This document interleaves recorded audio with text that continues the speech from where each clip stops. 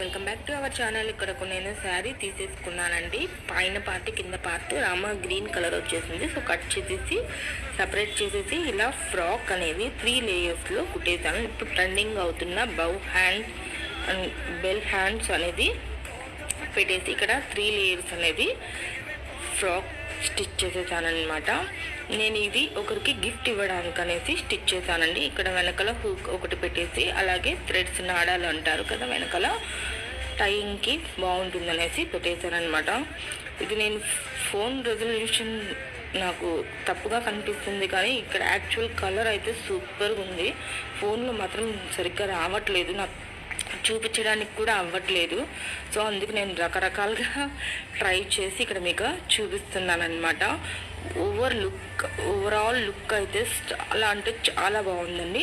వాళ్ళకి గిఫ్ట్ ఇచ్చిన తర్వాత వాళ్ళు ఎలా ఫీల్ అయ్యారనేసి